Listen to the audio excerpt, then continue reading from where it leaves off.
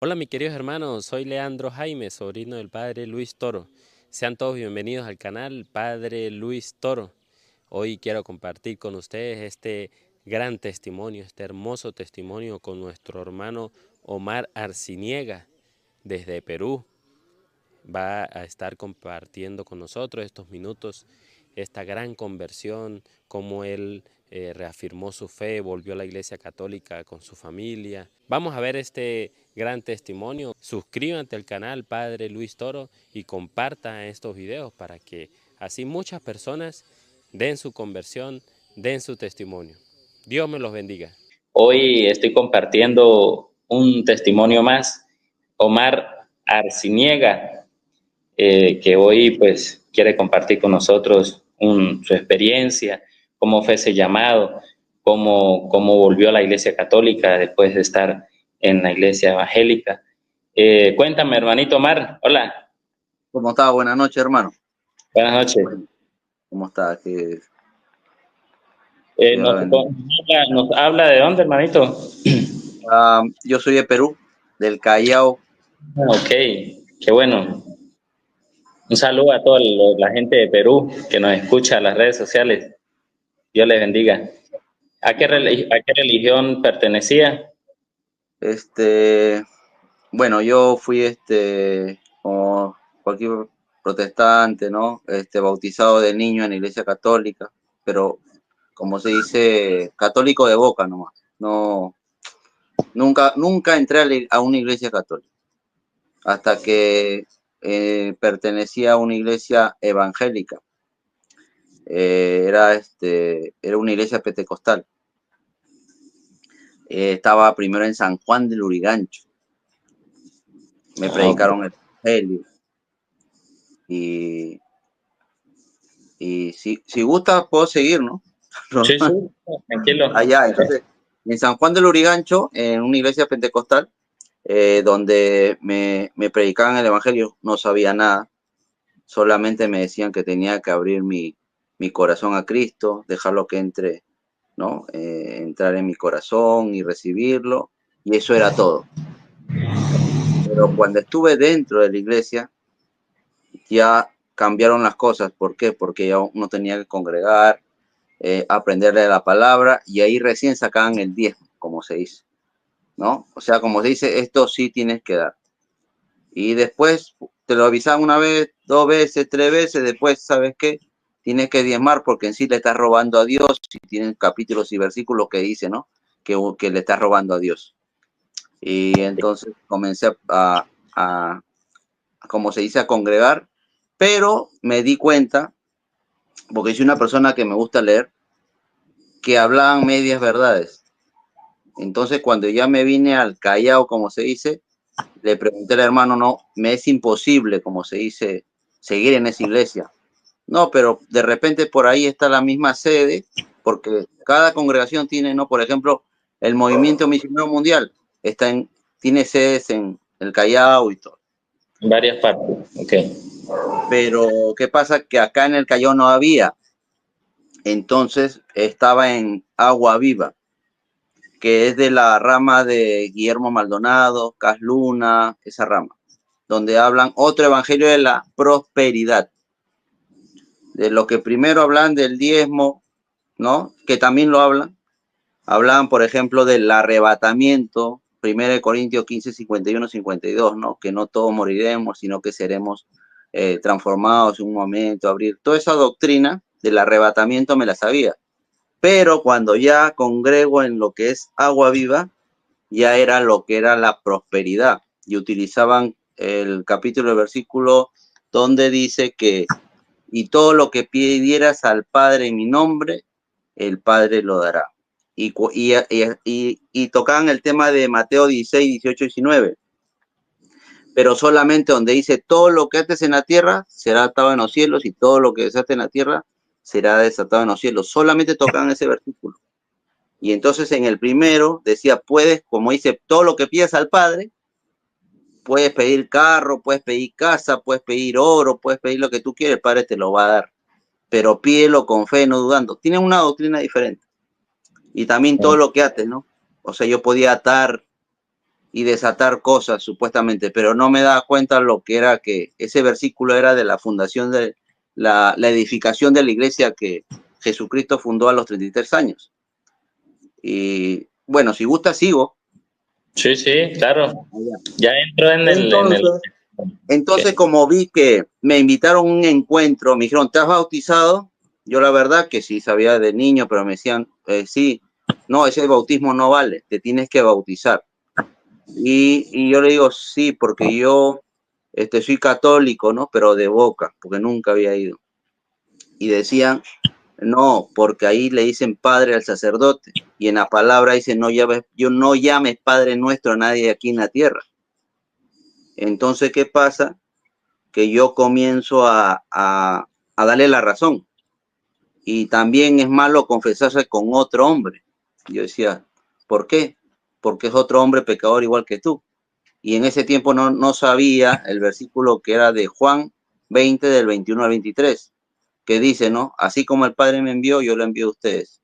A todos los que le perdonen los pecados, mis padres se lo perdonarán.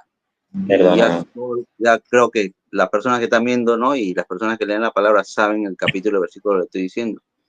Pero cuando me voy al encuentro, cambiaron las cosas.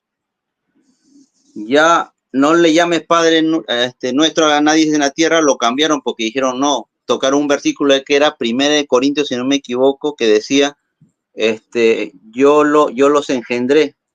Entonces hay un versículo, un capítulo en Corintios, ahorita no me acuerdo, entre un rato me voy a acordar, pero dice yo los engendré. Y entonces el pastor ahí decía, por eso ustedes me tienen que decir Padre espiritual. O sea, cambió las cosas. Primero decían no llame Padre Nuestro de la tierra, pero lo cambió, que era Padre espiritual. Bueno, ya le decían Padre espiritual. Y después tocaron el capítulo donde decía que se confesaban los pecados unos con otros. Y comenzamos ahí en el encuentro, dimos un voto de silencio, que no se tenía que decir nada de lo que pasaba en ese encuentro, y comenzamos a confesar nuestros pecados. Ya comenzamos a hablar, porque sí tocaban los capítulos y versículos hasta de Juan. Hay una de Juan cuando bautizaba, todos iban y confesaban sus pecados y decían, ¿ves? Acá lo dice.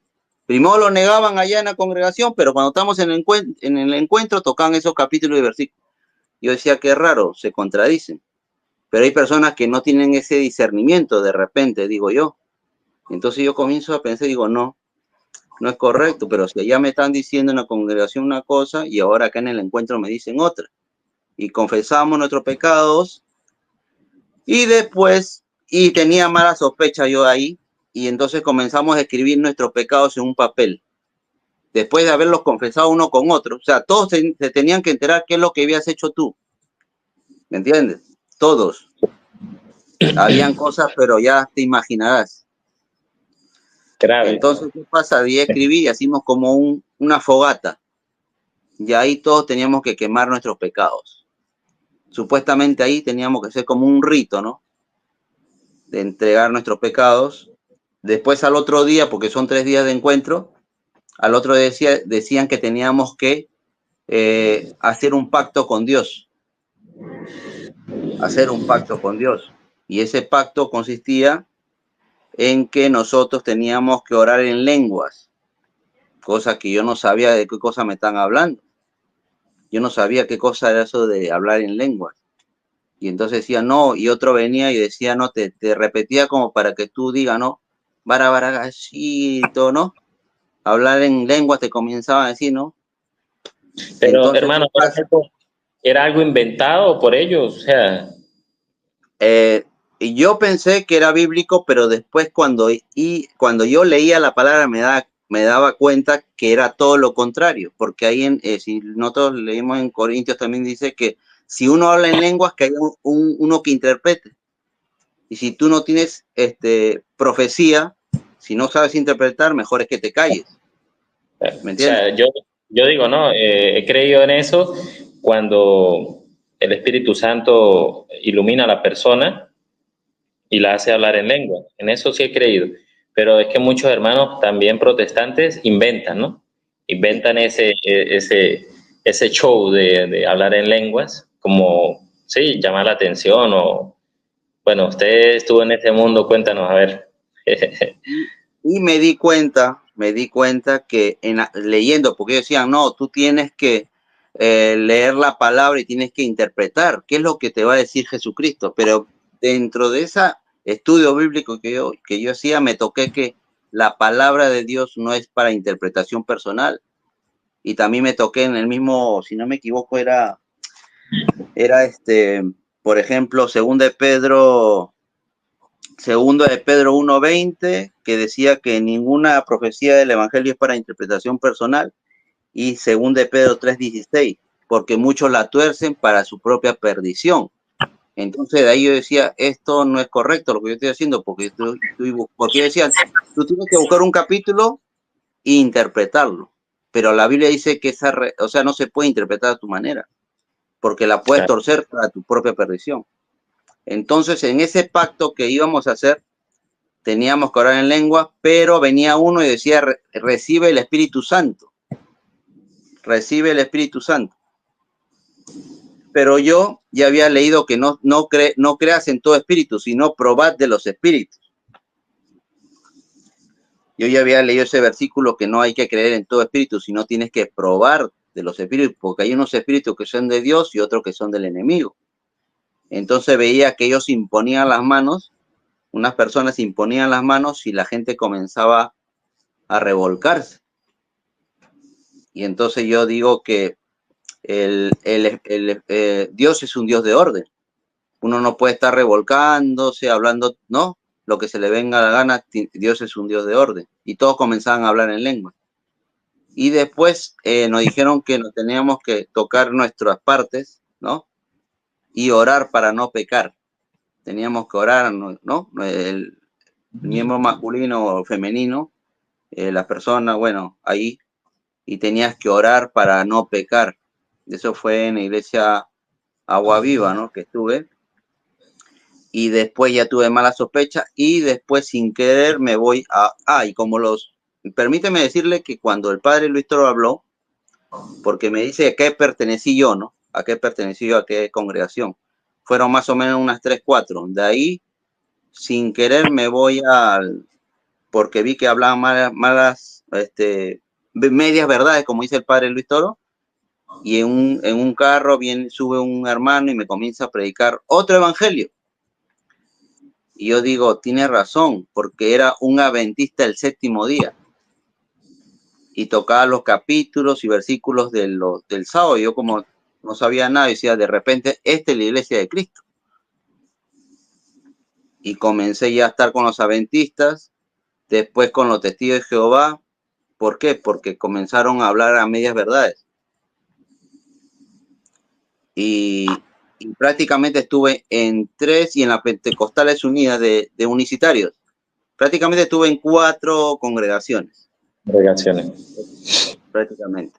Así en esa búsqueda. ¿Hace cuánto conoció la verdad? ¿Conoció la Iglesia Católica? ¿Hace cuánto? Eso fue en el 2017 más o menos. ¿Fue por medio del padre Luis Toro o lo que pasa es que yo tocaba mucho a la Iglesia Católica. Yo tocaba Éxodo 23, Jeremías 10:3, la gran ramera y todos los versículos que iba de María, ¿no? O sea, yo tocaba bastante y convencía a muchas personas para que vayan a la congregación donde yo estaba. Y entonces viendo la congregación, la última congregación de los pentecostales. Pentecostal, ok. Pentecostales. Pero como ellos dicen que todo es igual, estaban con los pentecostales y con las asambleas de Dios. Okay. Porque a veces no podía, no. Yo como soy hago diseño, cosas así, estaba viendo la computadora y veo en el Facebook, pastor destruye a sacerdote diciéndole su verdad. Dije, de una vez sería bueno que hagan eso para que la gente, los católicos, abran los ojos, digo así. Abran los ojos. Y sinceramente guardé el video y dije, hoy día lo voy a ver. Me compré mi gaseosita, mi canchita, como si fuera que me voy, porque veía que duraba 2 horas. Y lo veo a un señor que se llama Regalado. Y yo dije, ya es pastor y hablaba, ¿no? Como la palabra y como supuestamente la sana doctrina. Entonces, cuando el padre Luis Toro le dice, demuéstreme que la Iglesia Católica es la gran ramera, pero, le dijo así, me vas a leer primero, porque yo sabía que él iba a tocar lo que a nosotros nos han enseñado. Iba a tocar de la gran ramera, Apocalipsis. Y le dijo, antes de eso, léeme el segunda de Pedro 1:2 y después le dice segunda de Pedro 3:16, que dice que la palabra de Dios, o sea, prácticamente le dijo que lo lea, pero sin interpretación personal. Claro que con la palabra de Dios. Y de ahí me quedé sorprendido que él se iba para todos lados y no podía. Yo tenía los mismos argumentos. Los mismos argumentos. Los mismos argumentos. Entonces yo agarro y digo, no, pero si confesar es que, y todos los mismos argumentos que uno decía, tú tienes que confesar. Tú tienes que confesar que Jesucristo es tu Señor y Salvador y serás salvo. Y el padre Luis Toro hablaba conforme a la palabra de Dios. Y es por eso que me quedé viendo y todos mis argumentos que yo tenía se fueron para abajo. Porque con capítulos y versículos el padre no hablaba, sino hablaba la palabra de Dios y él lo discernía bien. En cambio, el otro pastor vi que no tenía ni argumentos, no tenía nada y prácticamente eso era mi enseñanza. Claro. Claro. Y yo no me quedé tranquilo, comencé a estudiar más la palabra de Dios y comencé a ver otros debates. Y cada cosa, y veía los otros debates y de otra enseñanza que yo también sabía, también. Y así comencé como 3 años para convertirme al catolicismo, 2 años y medio.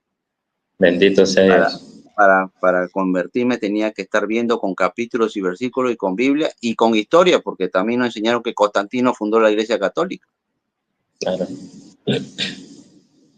Y de ahí para adelante usted empezó a ver los videos, se deleitaba de las enseñanzas y miraba también, ¿no?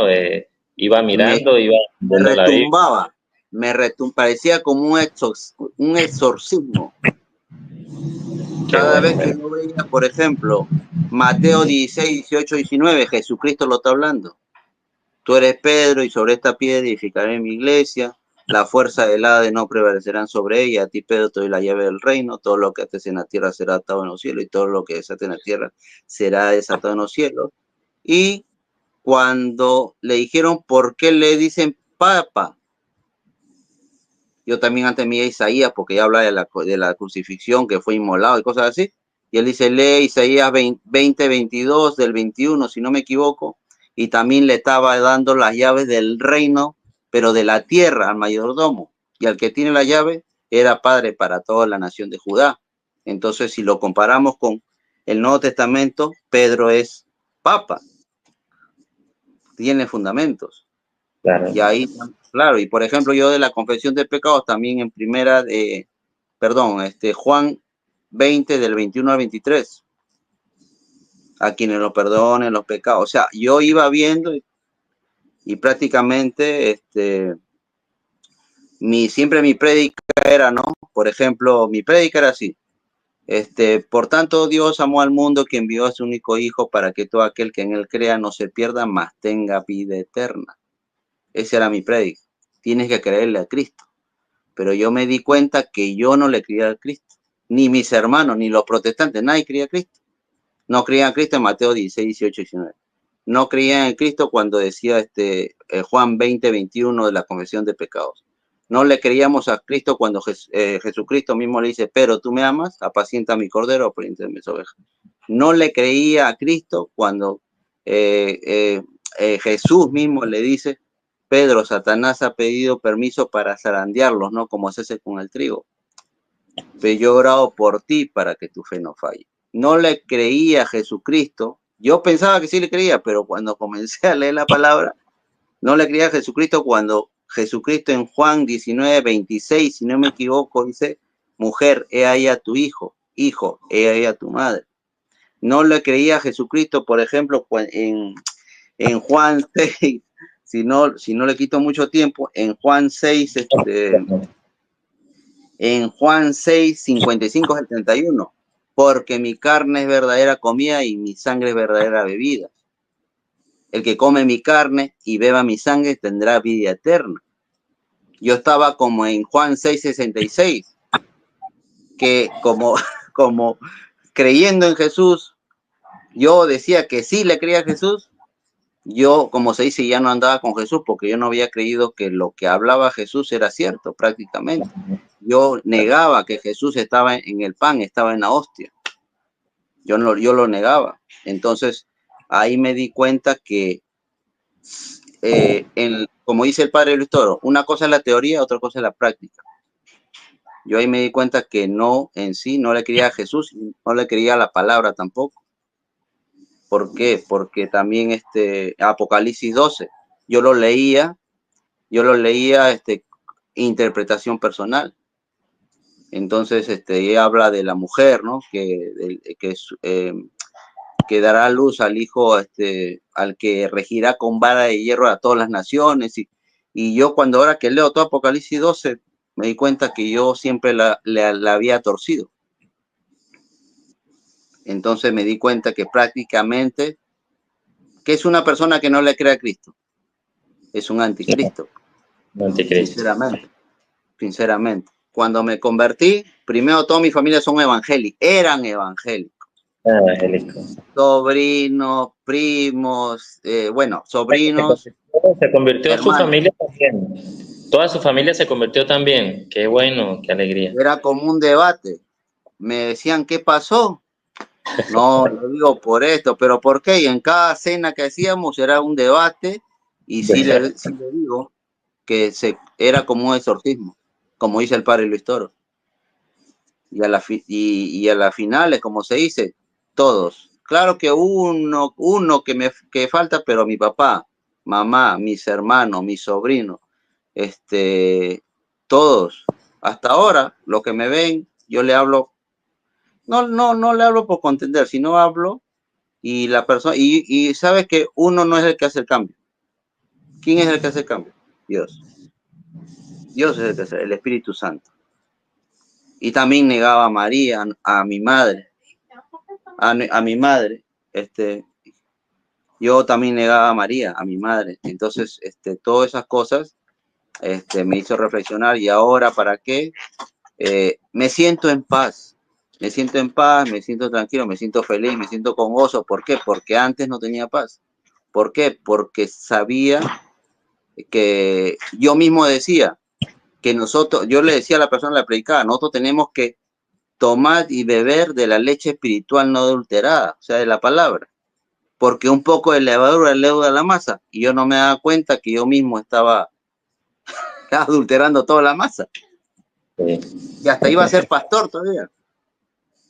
Pero agarré y le creía a Cristo. Le creía a Cristo.